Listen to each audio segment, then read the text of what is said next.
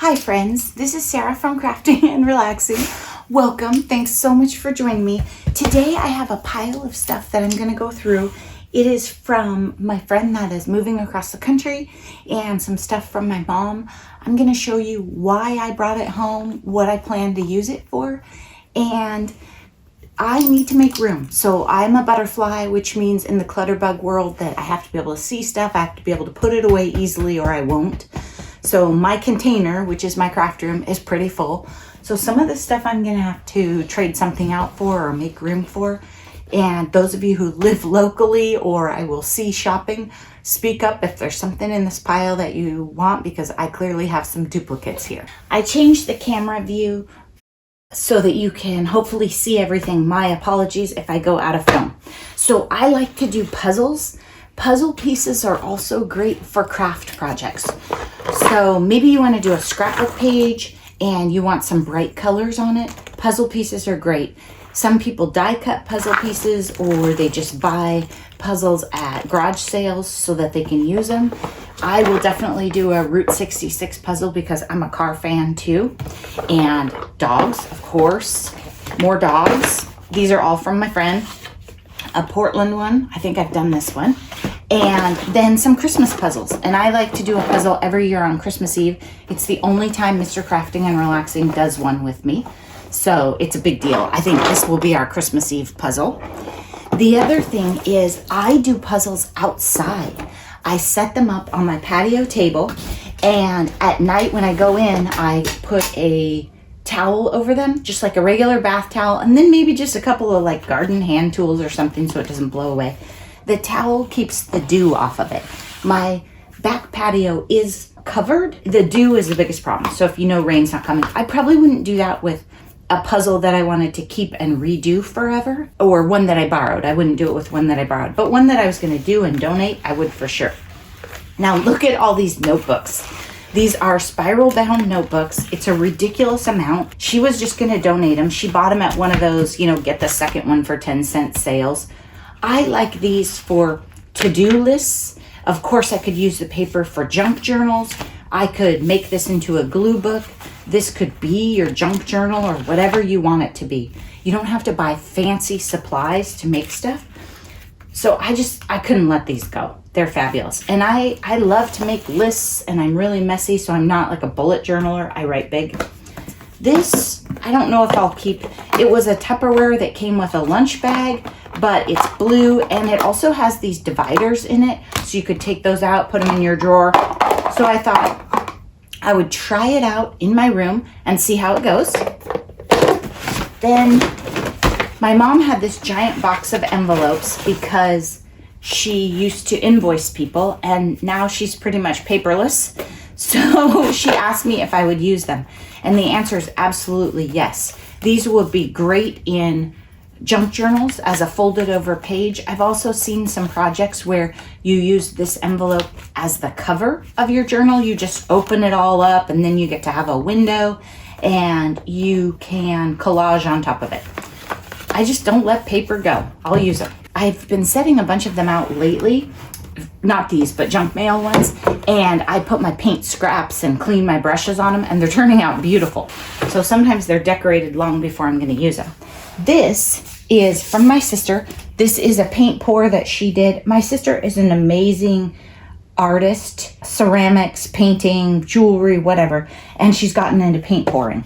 So I was really excited about this one and kept it. Our walls are practically covered, but I had to make room.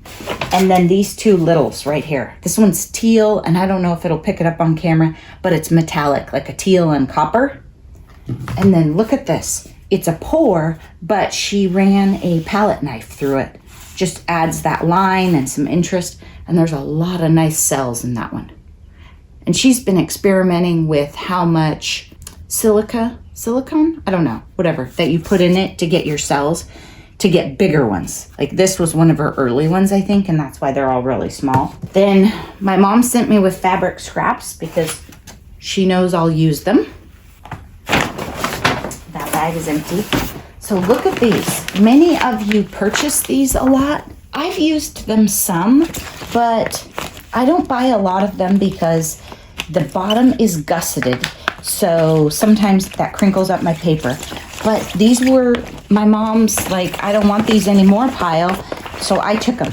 These are great for putting a project in, making yourself little kits. You know, I use iris cases for kits, but these are even better because they take up less room. So you can put your 6x6 pad, maybe a stamp set, some dies that you wanted to use. If you're lucky enough to have the ephemera pack, you could put it in there. You could put scraps of paper that go with this because you're going to die cut it. It's just a nice size, and you could have a couple of these set up on a shelf or a pile or in your bag to go somewhere for the weekend. So I really like them for that. I don't know exactly what else I would use them for, except sometimes you get ephemera and a 6x6 pad. If you're me and they get separated, you won't remember and keep them together. So they might be handy for that too, to keep your collections together, just not 12x12. Whole bunch of those. So yeah, if somebody needs one of those, you just let me know if you're close. I'm not going to ship stuff to people. I never make it to the post office. So first she showed me these and I was excited, but then she showed me the clear ones. I need clear storage because I'll forget what I put in these. But I thought maybe one of my friends would like some of these, or also, too bad she used up all the blue ones, huh? Maybe I could use them to sort colors of things into, like ephemera. I'm getting to the point where I have so much junk journaling stuff, I need a different organizational method. Plus, you have this nice box. I like the box too. Then we have this bag of stuff. So the way we were doing it was, as she was packing, my friend, I was saying, you know, either she handed it, she touches all the stuff, and I'm like the runner. So I either put it in the Goodwill pile, put it in a different room, she throws it in a trash bag. If she puts it in the Goodwill pile and I want it, then I put it in mine. I went back and forth on these because honestly, I do love Sharpies, but did I need this? No. So I brought it home and I'll recycle the box and get rid of it and then have these Sharpies good to go in my house. I like the blues and teals. The bright blue one was in there. I already pulled it out and used it. I marked a box with it yesterday. So Sharpies. Yeah, weird stuff. An empty tub. I was going to put it in the donate box, but we didn't have the lid, and I thought, yeah, I like these, so I'll keep it. This one was a coloring book. She did donate quite a few. This one is beat up. It's like warped, like maybe, you know, when your water bottle leaks in the bag with your books. Has that ever happened? Yes. So I just thought, okay, I'll take it. And this would be fun to use for backgrounds. Watercolor on, paint, sprays, tea dye, whatever, and then collage with it. I think it's a little bit on the thick side probably. There's just a lot of options. Great backgrounds. And I have others, but that one I think would have ended up in the trash maybe. Just a little notebook with a bunch of pieces of paper in it. She was dumping these out. I think they might have actually been in the recycle. They're graph paper, and there's 2 pads of them. I thought that would be fun in junk journals, or if I didn't want all this gibberish, I could use this for pockets. It's just different, and it's paper, and it is kind of thin, so it would be maybe a nice paper to collage with if you decorated these. I just couldn't let it go, right? Spray adhesive, not something I use a lot, but maybe something I would buy for one project once, and that's exactly what they did. So Noni, if you need to use this, let me know. Dog brush, I know you guys are excited about that one. I don't have that kind for Wilson. Blue bag, I think it's obvious why I kept that.